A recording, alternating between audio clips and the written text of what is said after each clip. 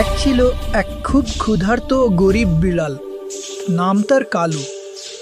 দিনের পর দিন কিছু না খেয়ে থাকতে থাকতে সে একদিন ঢুকে গেল গ্রামের বাজারে।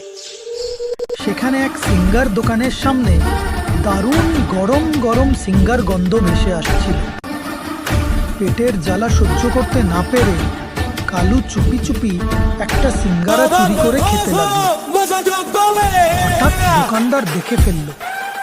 সে লাঠি নিয়ে কালুকে তাড়াতে তাড়াতে মারতে লাগলো। পাশে থাকা একটা বেড়াল হো হো করে হাসতে লাগলো, আর কালু কাঁদতে কাঁদতে দৌড়ে পালালো। কালুর কান্নার শব্দ শুনে পথ দিয়ে যাচ্ছিলেন এক দয়ালু কৃষক। তিনি জিজ্ঞেস করলেন, এত কাঁদছো কেন গো? কি হয়েছে? কালু কাঁপা গলায় সব বলল।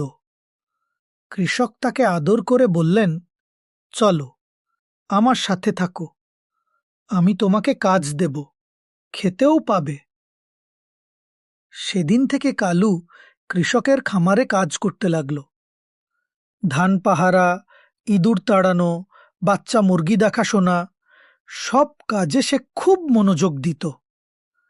ধীরে ধীরে কৃষক তাকে ছোট্ট একটা জায়গা দিল, যেখানে কালু নিজেই ছোট একটি দুধ মাছের দোকান খুলল। তার পরিশ্রম ও সততার জন্য গ্রামের সবাই তাকে ভালোবাসতে শুরু করল।